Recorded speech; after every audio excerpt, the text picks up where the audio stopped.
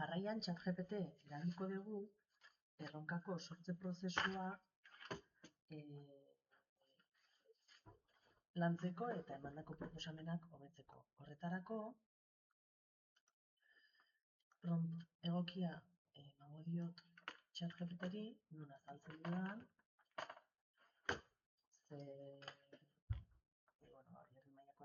eta digitaleko bigarren mailako ikaslea naizela, modu horretan joka dezala, eta zein da gure erronka, eta zer egin behar den, orduan. Azaltzen dut ere talde lana dela, eta proposatutako 5 ideiek kontutan izan dutela, bezeroak estilo garbi bat izatea eskatu duela, eta irudikorporatiboa jasangarri eta inklusiboa izan behar duela. Eskatuko dut hobetzeko mesedez, eta proposatutako norengo 5 ideiak. Erronkaren testuingurua errespetatuz, ideia kopurua aldatu gabe eta koherentzia mantenduz. Aurrez egin dudan, bilakaerara, lehen egun garapen guztia, eta hemendik hasten dira aurrez egin dizkidan 5 proposamenak. Agortuko dut, eta bertan itxaitsiko dut.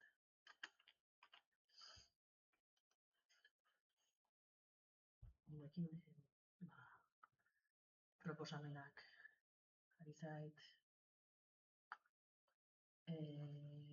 hobetzen,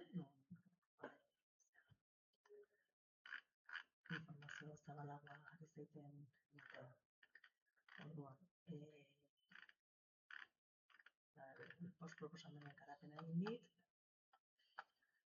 eta aplikazio proposak, irakurleak, marioak, koloreak, eta bar, sailkatuz. Honekin eskatuko diot, ideiak taula batean salkatzeko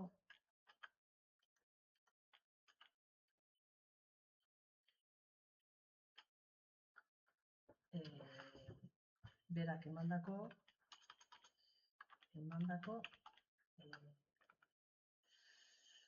atal ezberdinak kontutan izan da.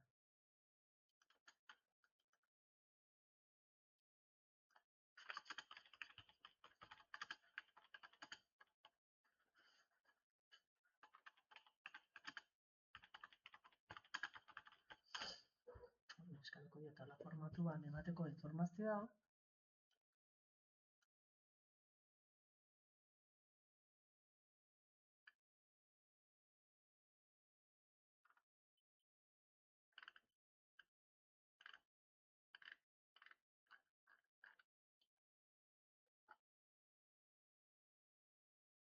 ez dit egin nik nahi nuena, esango diot informazioa,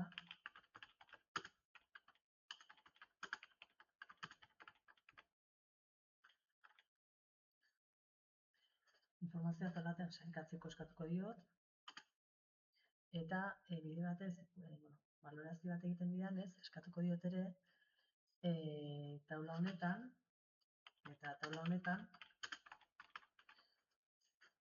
gehitu batetik bosterako balorazioa, bat puntuaketa baxuena izan da. Guztira, kontzeptu baxutzeko zehazter ematen didan, hau bai da, nik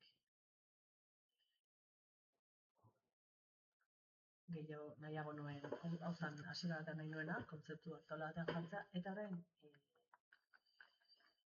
nola gustatu zaidan puntu ezberdinak baloratzea eskatuko diot puntuaketan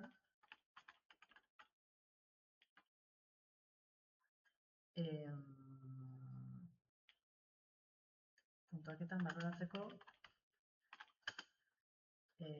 ideiaren jasangarritasuna,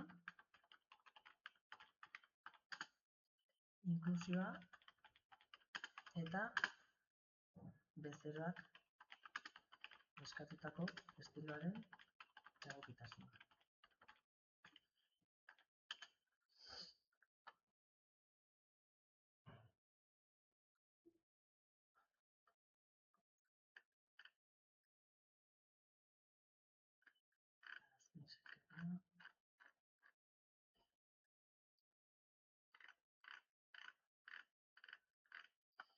Mesedez, eskatuko diot, mesedez, lehen taula eta bigarren balorazioaren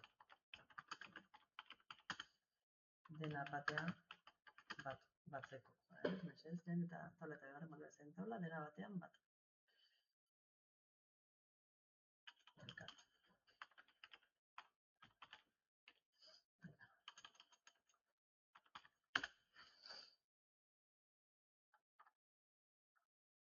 Hau da nik nahi duana.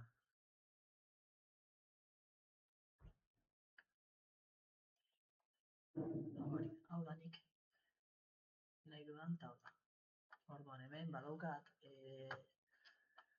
prozesu kreatiboan lagunduko dian taula bat, dena sailkatuta daukadan, ikerketa propio egin didan, eta sailkapen orokor bat egiten postu. Eta ondorio labur bat gehitzen dit. Orduan, orain, Geminira jungo bera, eta bertan, eskatuko diot, taula hau kopiatuta, eskatuko diot, atxikitzen diodan taulan, taula ondako indarguneak eta ahalguneak ematea. Ondorengo taulako puntuen indarguneak eta ahalguneak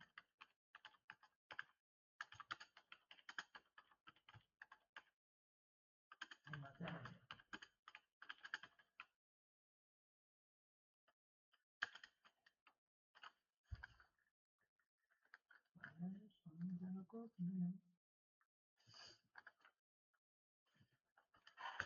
Honekin lortuko duguna da azterketa sakonago bat egitea eta hemen ideia bakoitzaren indargune eta ahalguneak emango dizkit. Honekin, amaitzeko ikasleek garrantzitsua izango da ikasle taldeek justifikatzea beraien aukeraketaren zergatia eta jarrera kritikoa izatea adimen artifizialaren erabilera honetan. Hori berebizikoa izango da tresna hauen erabilera.